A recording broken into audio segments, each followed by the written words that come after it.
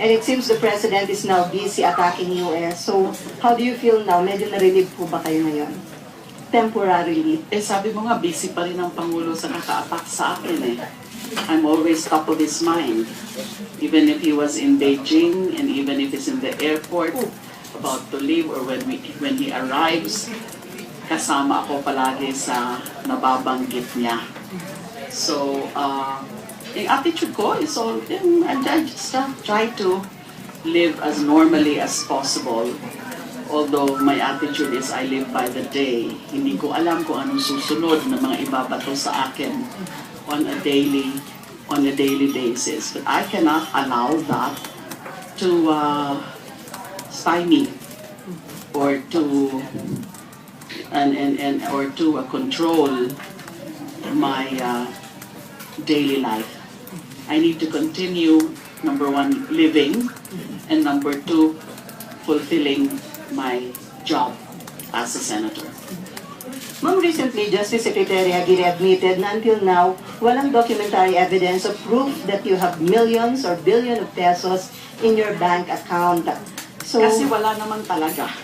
So kahit anong hanap nila dyan, even if they have to employ every investigator in this country or any other country, even if they have to continue bugging my phone with the help of another foreign country,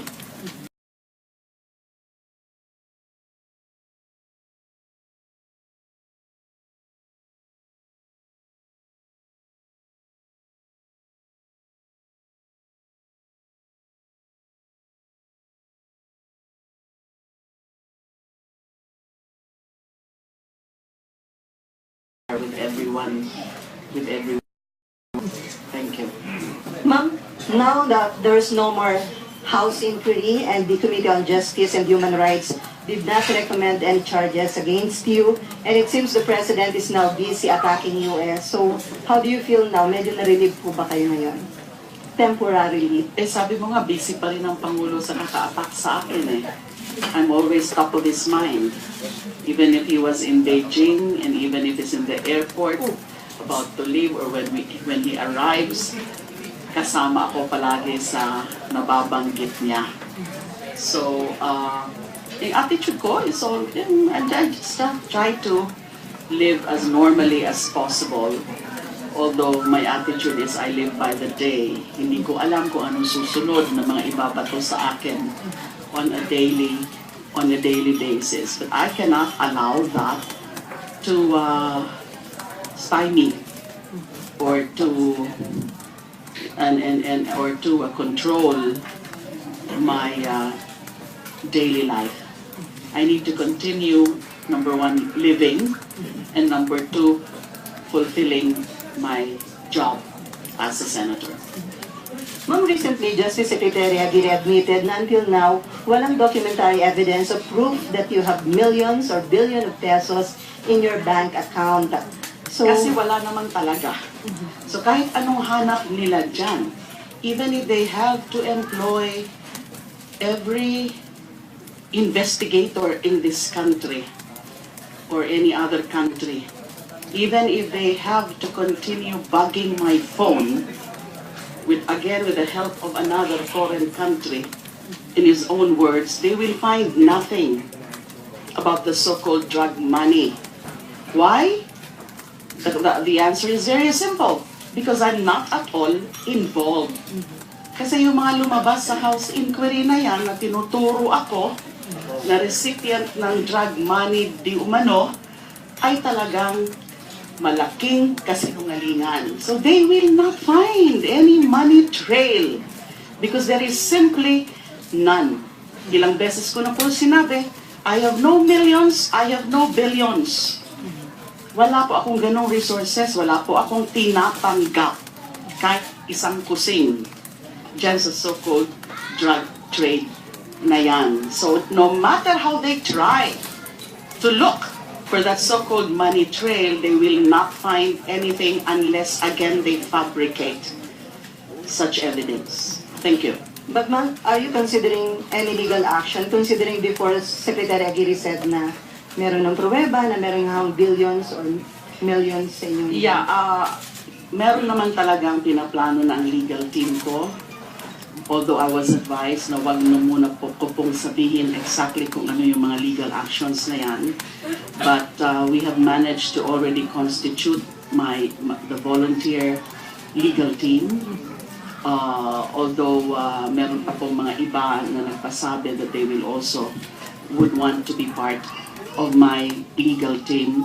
But there has been preliminary talks with the volunteer lawyers, and some of them are already working on the legal offensives that I intend to undertake while waiting dun sa mga summons ng mga na-file na mga kaso, because meron nang na-file sa DOJ, correct, and also sa Office of the Ombudsman Visayas siguro.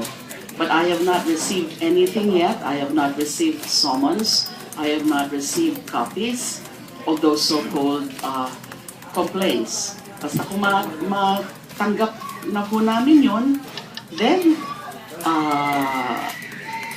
gagawin naman yung karampatang hakbang ng aking legal team dyan sa mga kaso na yan. Pero yung ginagawa ngayon, yung mga piniprepare ngayon ay yung mga legal offensives. But I am not authorized by my legal team to be announcing at this point exactly kung ano yung mga legal actions na yan. We will announce once those legal actions are filed. Kung na-constitute na yung legal team, sino po yung head ng inyong legal team? I'm also not authorized yet to disclose who they are. In due time, kapag ipa-file na po yung first petition. Ang sabi ni Tara, taga San Beda daw po ba? May ilan-ilan ng mga taga San Beda, mga brothers ko sa fraternity and sisters ko sa sorority, but the others are from the other schools like UP and Ateneo. Okay, Jam. The House Minority Bloc filed or presented a dissenting report where they said charges should have been recommended against you. What can you say to that, and why do you think these congressmen are so bent on bringing you down? Yung so-called minority na yan, House minority, these are the so-called House opposition. Pero hindi naman ho yan genuine na minority, hindi naman ho yan genuine na opposition. May mga pagkaano yan company union. Kunwari lang yan, mga opposition or minority.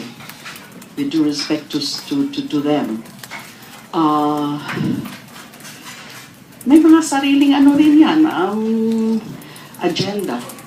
And some of them were so passionate about vilifying me in the course of the House inquiry na talaga naman ang bilis nilang mga naniwala kaagad dun sa mga kasinungalingan, lalo na ng mga drug convicts. And they did not bother at all to really probe seriously into the apparent inconsistencies and self-contradictory points in the testimonies of some of them.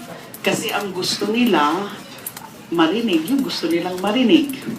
Yung gusto nilang marinig ay yung sinasabi palagi ng Pangulo na ako daw ay nasa sentro ng drug trade. So yun ang gusto nilang marinig palagi, even by the so-called minority or opposition lawmakers. Yung mga tunay na opposition, yung grupo po nila, for example, of Congressman Edsel Lagman. Yun ang tunay na opposition dyan. 8 lang ata sila.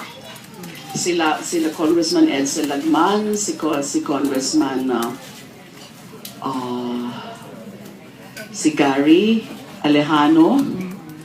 Gary Alejano somewhat participated in the House Committee inquiry, and narinig yun naman siguro yung sinabi niya in one interview that he does not believe those testimonies and that he believes that I am innocent. And alam ko naman na si Congressman Gary Alejano, he has his own sources within and outside Bilibid.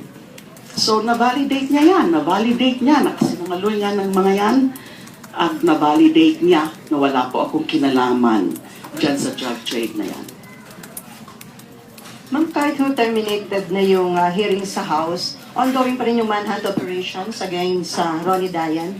At ang latest report from 100,000, nag-increase na sa 200,000 yung reward money para sa ika-arrest ng Ronnie Dayan. May mga... It was 2 weeks before remember that press con sa Quezon City, yung Kamuning Bakery?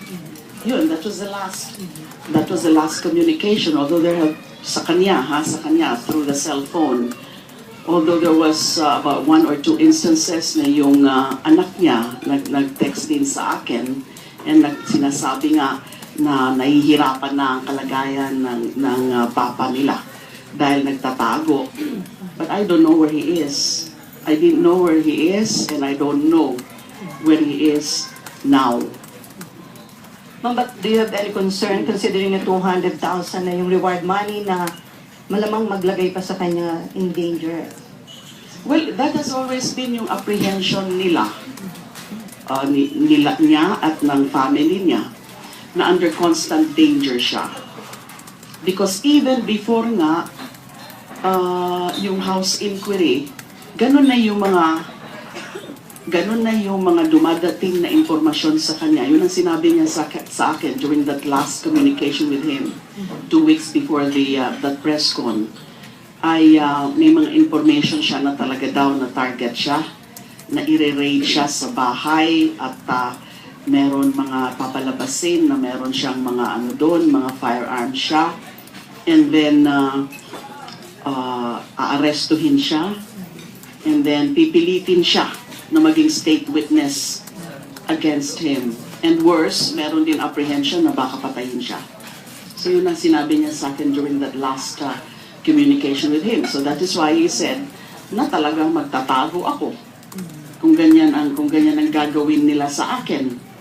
Na i-raid ako, ka-arestuhin ako, plaplantahan ako, o tataniman ako ng mga firearms, and then worse, ipilitin siya, i-coerce din, katulad ng mga ibang nag-testify. For example, si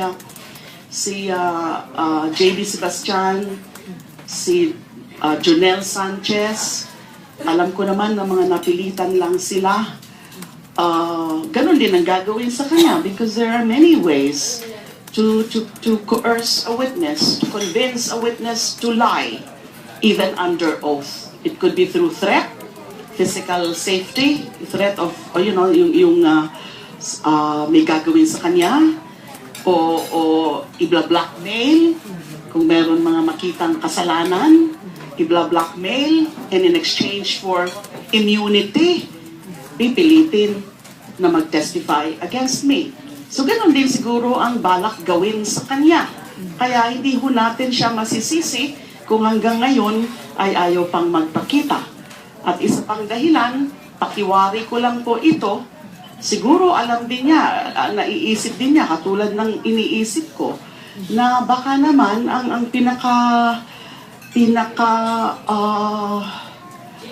gagawin sa kanya kapag mag-appear siya, kung nag-appear siya sa House inquiry, ay hindi, do you think they would genuinely look into the so-called proliferation of drugs dyan sa House inquiry na yan? I think the real target lang there is to just further vilify me personally, is to just further downgrade or to further destroy yung character or reputation ko. In other words, pagpipiestahan lang siya dyan sa House inquiry na yan, pipilitin siguro na papaaminin na merong so-called sex video and all that. So just again, to further the agenda of the President, na talagang sirain ako at sirain ang pagkatao ko at sirain ang pagkababae ko. So siguro yun ang naiisip niya aside from yung threat sa kanya. Kaya hindi siya, ayaw niyang lumitaw. Okay, Tara, And then from Channel 4, and then Cecia. Yes, Tara. First one, do you feel na after the House probe and the filing of the charges, do you somehow feel that the worst is over? Or I don't know if the worst is over. I've been preparing myself psychologically for the worst, whatever is the worst. Although, sa tindi ng mga ginawa na sa akin, sa tindi ng mga paratang nila sa akin, sa frequency ng pagbibilify sa akin by no less than the President and also some of these men, what more can they do to me? Yun na lang ang iniisip ko. So nothing shocks me anymore. The worst thing, of course, would be to completely eliminate me from the face of the earth. But sana hindi naman nila is yung mga kaso. Because he's at the top of all this. Kakagawa niya to lahat. Do you think sila Secretary Aguirre, yung mga investigador sa NBI, yung mga agents sa ISAF, yung mga congressmen sa House, lalo na yung sa House Committee, yung mga nag-actively participate in vilifying me publicly on national TV, si Speaker Alvarez, the committee chair, my fraternity brod, and the godfather of my eldest son. Do you think they will do all this kung hindi yan ang kagustuhan ng Pangulo? Of course not. Ma'am, when do you So, plan? siya ang principal respondent ko palagi sa mga kasong ipafile ko.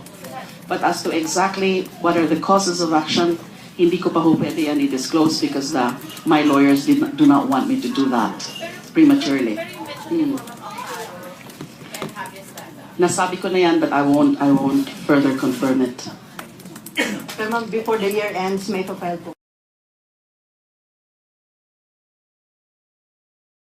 We are with everyone. Thank you. Ma'am, now that there's Court!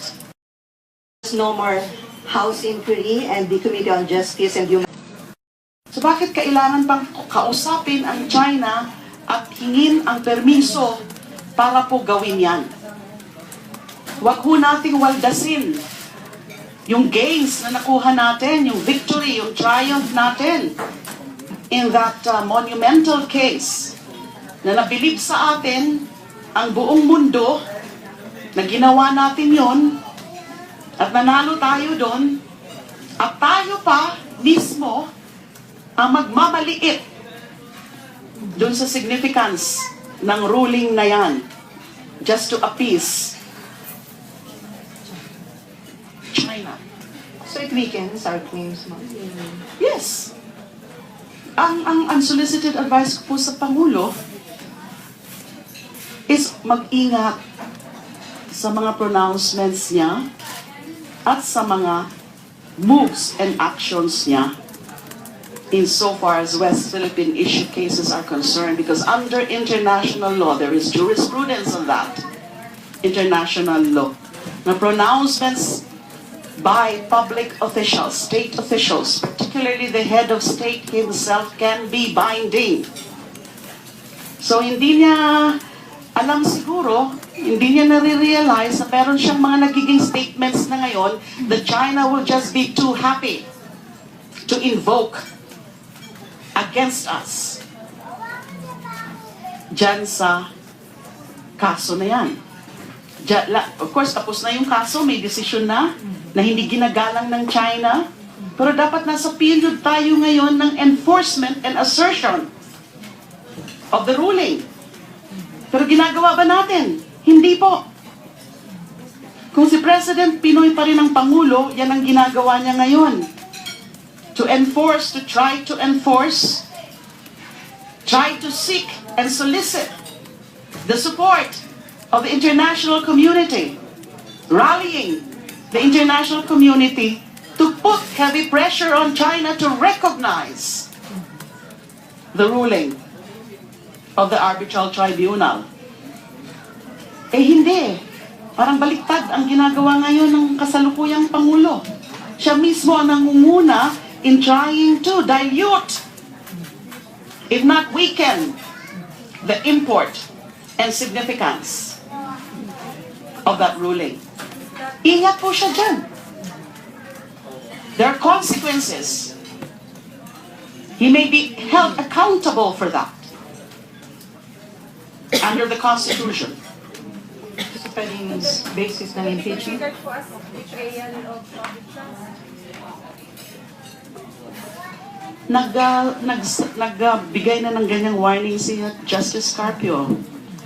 And tama siya.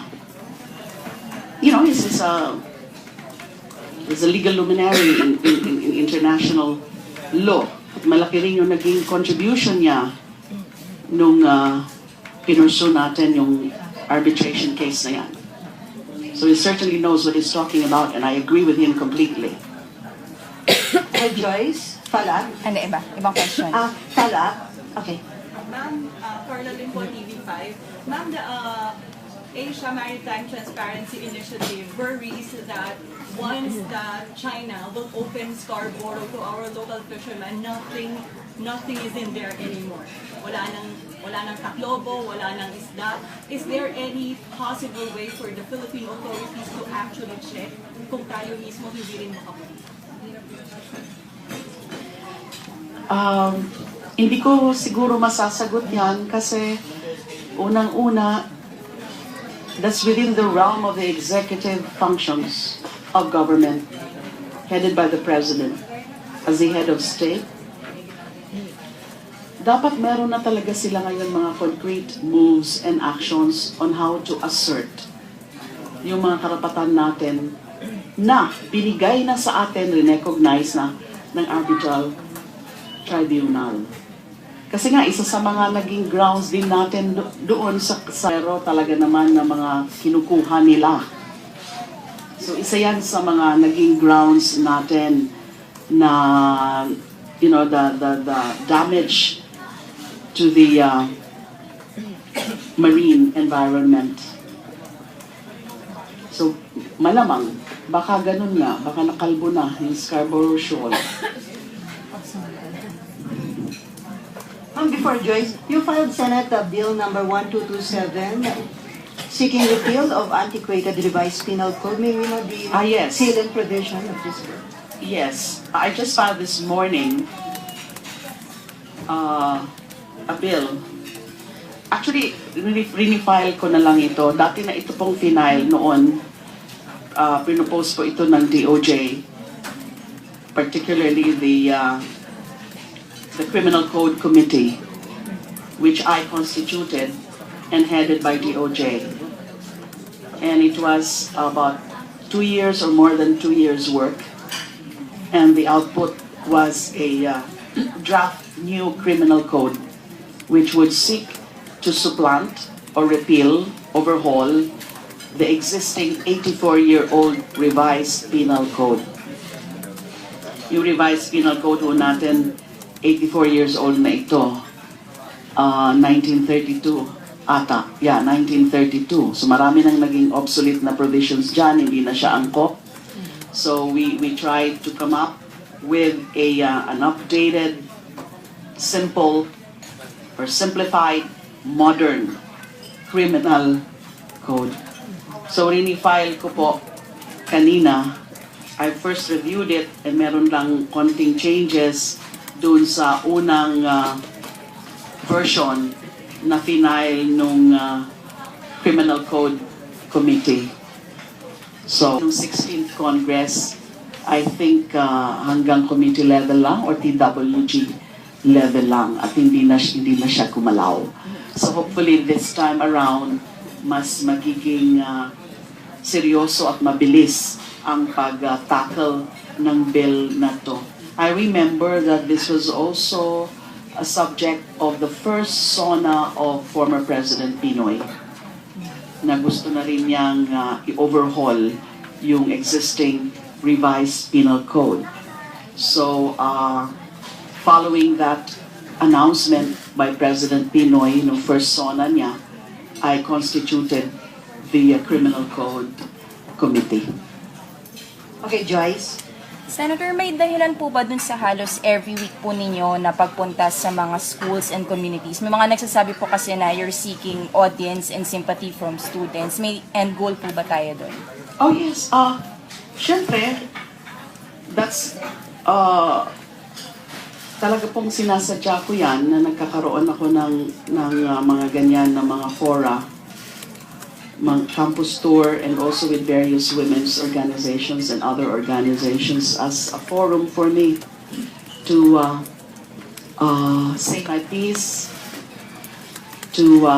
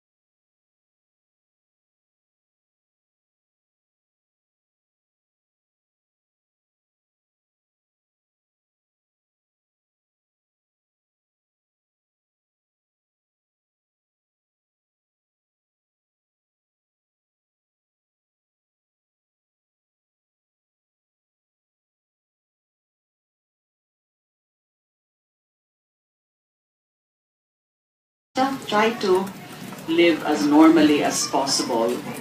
Although my attitude is I live by the day. Hindi ko alam kung anong susunod na mga ibabato sa akin on a daily basis. But I cannot allow that to stymie or to control my daily life. I need to continue, number one, living, and number two, fulfilling my job as a senator.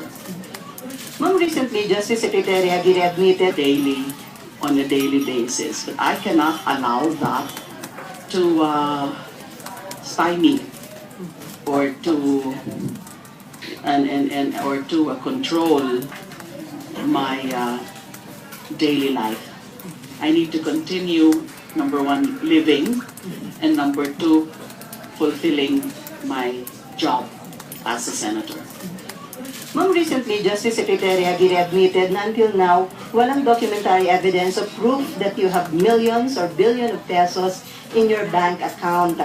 So, Kasi wala naman talaga. So kahit anong hanap nila dyan, with everyone. Thank you.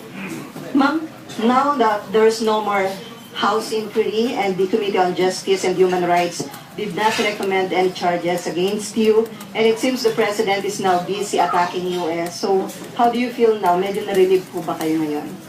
Temporarily. Sabi mo nga, busy pa rin ang Pangulo sa kaka-attack sa akin eh. I'm always top of his mind. Even if he was in Beijing, and even if he's in the airport, about to leave, or when he arrives, kasama ako palagi sa nababanggit niya. So, yung attitude ko is all, even if they have to employ every investigator in this country or any other country, even if they have to continue bugging my phone with the help of another foreign country,